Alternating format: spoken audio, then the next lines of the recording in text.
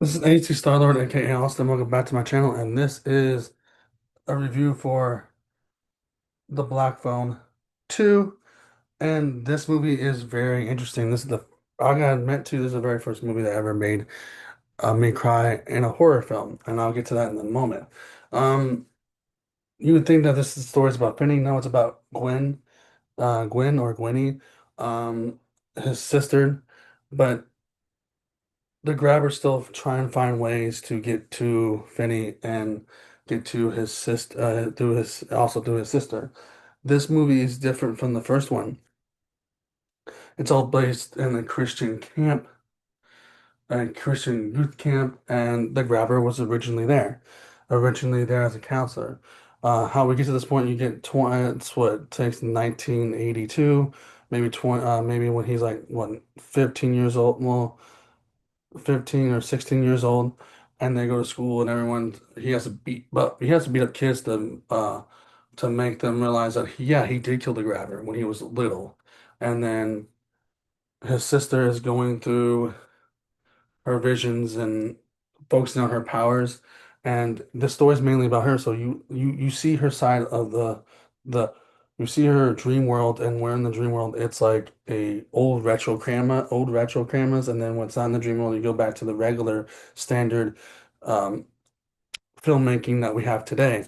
But in the dream world, you have like the cameras from back in the 80s, or back in the 80s. It's a different kind of different time of visionary way of looking at the dream world. We see her, dream walking, and then when she wakes up, she tells Finny I'm a freak, and also with that, she's a good Christian. Well, the family is kind of Christian, but like, they have a potty mouth. Like one lady says, "What's the potty mouth um, with this family?" But then this lady at the leads of the this lady in the lead of the counseling of that camp is like holier than thou kind of person. So eventually, all this stuff, she has dreams about these three kids and leads them to this youth camp. And then they find out the kids were buried I mean, they were in the lake in the youth camp, but they also discovered that the grabber was there the whole time. Now, this scene right here is when he's on the phone with the grabber, and he's like, we both know death is just a word, right?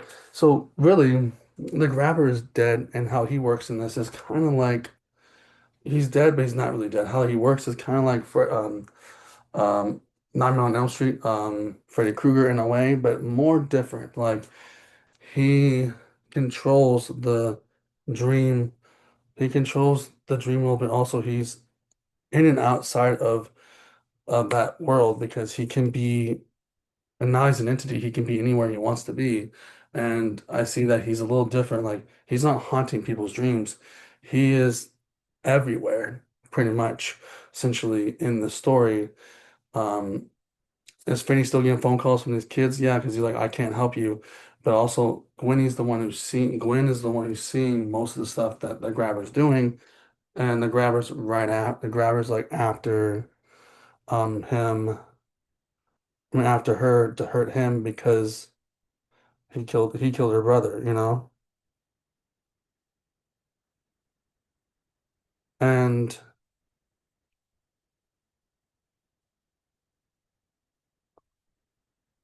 And that's what you get, Finney all in his head, and trying to protect his sister, but then the counselor's like, you can't protect your sister. And they had a town hall meeting with the people that are there, and they decide to help Gwen and Finney figure this stuff out. And when they do figure this out, you see that Gwen has her, and like I said, Gwen is still seeing him, and her powers is developing. Her powers grow, and it's like she was in a phone booth in the middle of a lake, and then like she like went Super Saiyan. She went Goku Super Saiyan. I'm like, what? She's Goku?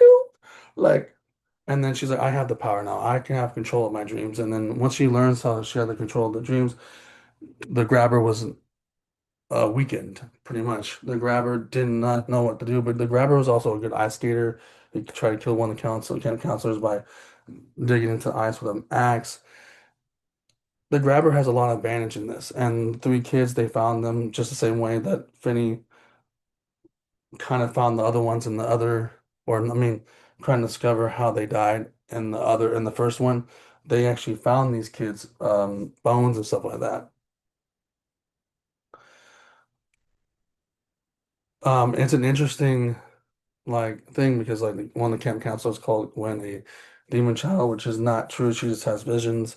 So that so like even this taking place in a youth camp is kind of interesting because like if you're gonna have this terror, if you're gonna have this terror of this person that's called the grabber terrorizing, I mean being a camp counselor and also doing his first kills and terrorizing kids in a youth camp, but they didn't know they called him Wild Bill because he had long hair and he was wild. You know his name, and now his name is Wild Bill. Like everyone has, Michael Myers is Michael Myers, but like they also call him the Boogeyman or the Shape. Um, Ghostface is some human being with a name, but they call him Ghostface.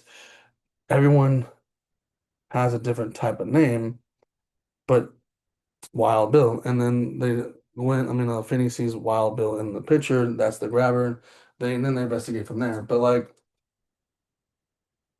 when Gwen first faced off with him, like yeah, she saw the grabber in her dreams, and then she just gets growing stronger and stronger. But the thing I loved about this, it was mainly focused on the brother and sister relationship. How the sister was focused on her brother in the first one. This one's more focused on the brother on the sister, and it's mainly focused on the sister. I only clip this clip because I like this scene in this movie. This scene in the movie was pretty interesting. The connection and the relationship that the grabber and Finney have is just a unique, interesting relationship in the horror genre now. Um, it's like they have a conversation. They're on two different sides. They're in the same conversation, but it's two different sides of the conversation. He's on how can I stop you and the good side, and how can I stop you? And he's like, I'm going to terrorize everything you got. Um, and Gwen has a different type of like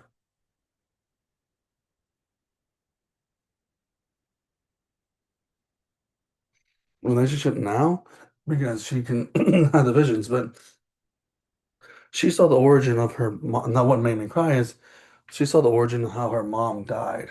And her mom was also a big point of the story too, or both of their moms were a big part of the story where she went to that um, um, church camp, and they noticed that the head counselor noticed that they didn't put any church.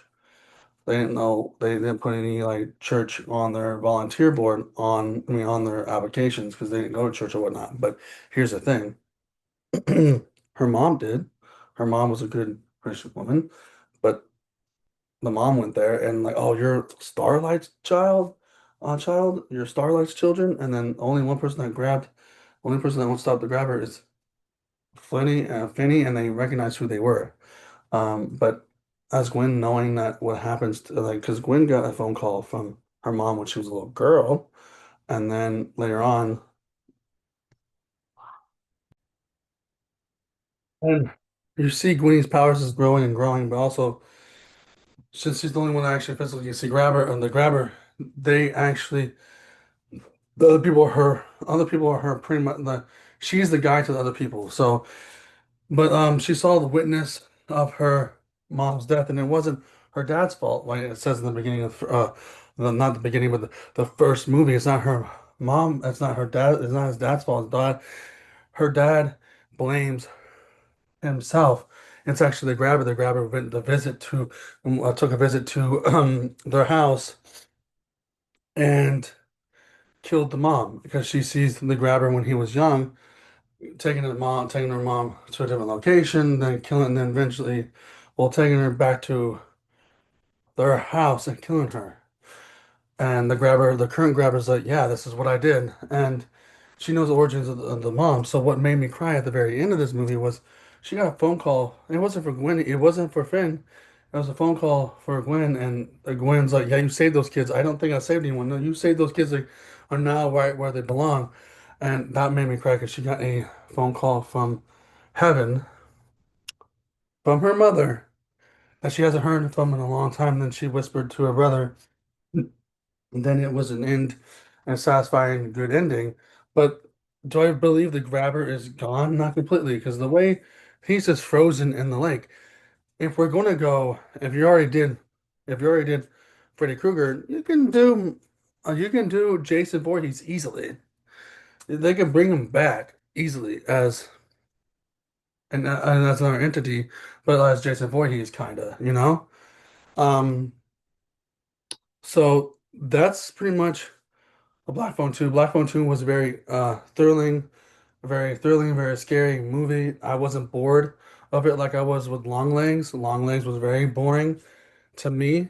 Just them just investigating and eventually seeing Nicolas Cage do what he's doing. Nicolas Cage was still doing, his stuff, his wild stuff, but like this was for me a very interesting, vindicated movie to watch. It was thrilling, it was fun, I wasn't bored, I was interested in it. I've been interested from the first movie, so it was very interesting for this one. Also, how they did the grabber, and I understand how they did the grabber. The grabber is necessarily not dead because dead is just in this movie, dead is just a word. I mean, in real life, dead actually means you're dead, but in this movie, dead doesn't mean you're dead. It's just a word that can come back, you know. The kids came back. The grabber came back. So the kids that he killed came back, you know. So it's like an interesting thing that death is just a word in this movie. So it's a good concept, and it's a scary film. It's not for everyone. Yes, this has only a few fans. It's not for everyone, but it's going to be for the people that want to watch it. And I highly recommend checking this out in theaters, and recommend seeing the other movies in theaters like Good Fortune, Tron Ares, um, The Wolfman, what's about to come up, Shelby Oaks by Chris Stuckman. Go see that. Um, Definitely go see that. It's independent film by Neon. Go see that. Just like how Longlegs was part of Neon. Um, but I highly recommend seeing Shelby Oaks because that's going to be an interesting movie by a YouTuber and creator of his own videos, reviews, and also when he created this movie over a course of time with the writer's strike and COVID. What else? Regards to you, I'm seeing that on Thursday, before it hits out on the 24th on the same day as Shelby Oaks. But if you can make a double feature, go see that with your loved ones or whatever, and then go see Shelby Oaks and get scared. So have a love story and then get scared later. With Shelby Oaks. Good Fortune. All these movies. Go see these movies. Go see them in theaters. I highly recommend you go see these in theaters instead of waiting for them to come out on physical and I mean physical or digital. Go see them. Um, I want you guys to go see these. These are something that you have to go see and experience, especially also Tron. Go see that because I want a sequel for Tron. So, you know, go see these. Especially go see this one too. That makes it have a third movie and have fun with it and enjoy it. And if it's not your enjoyment, that's okay. Not every movie's gonna be everyone's movie, but at least you went to go see a certain movie in theaters. So, if you like this video, put a like, comment, subscribe, hit the notification bell, and deuces.